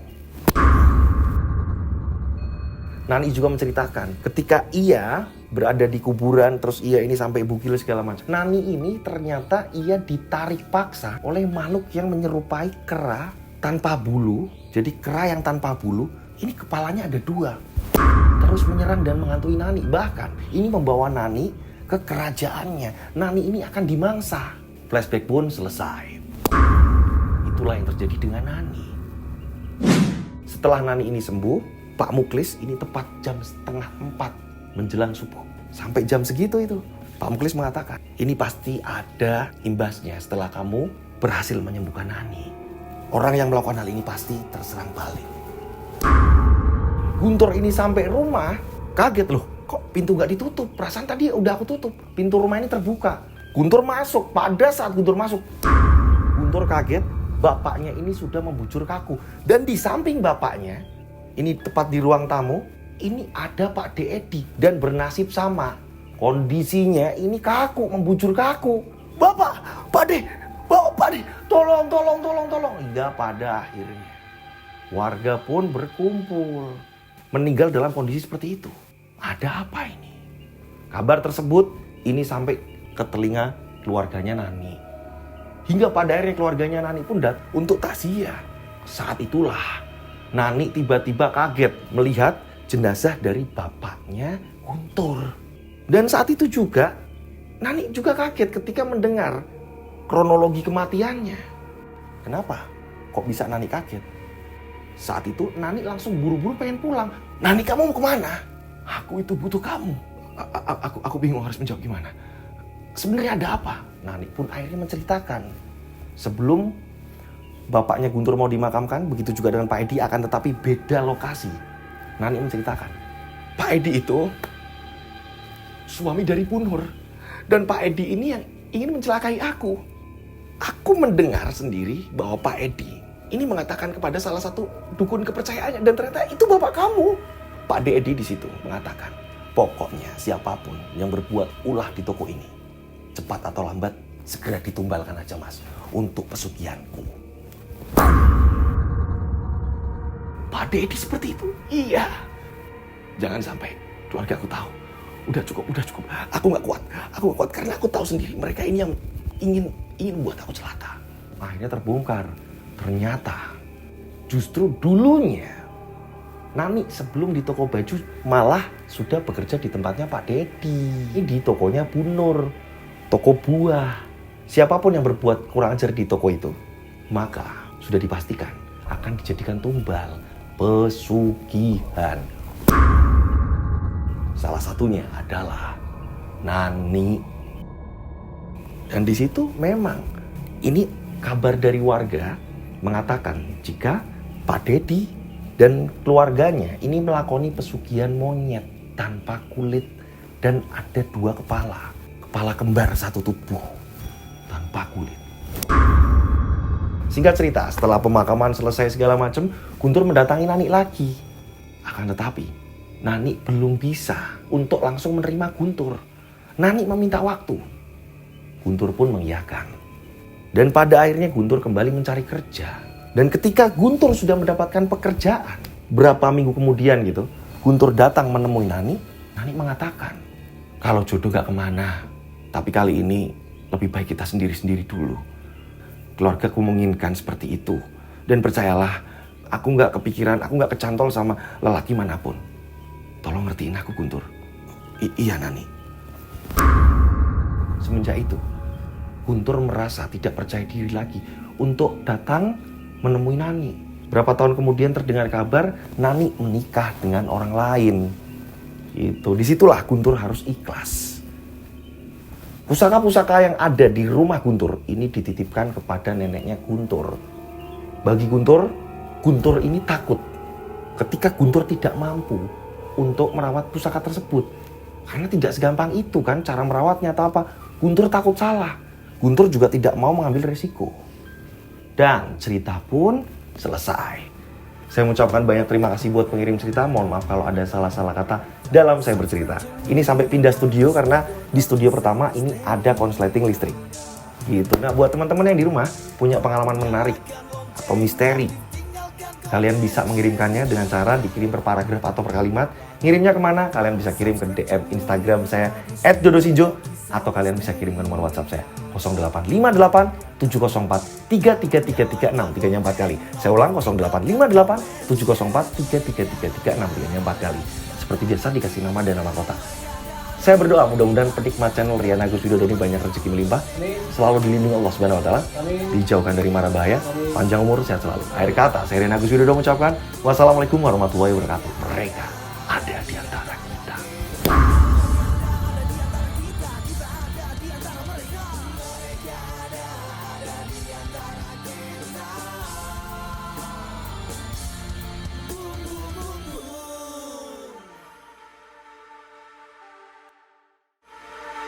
Mereka ada di antara kita. Subscribe channel Rian Agus Widodo, kisah misteri. Mereka ada di antara kita.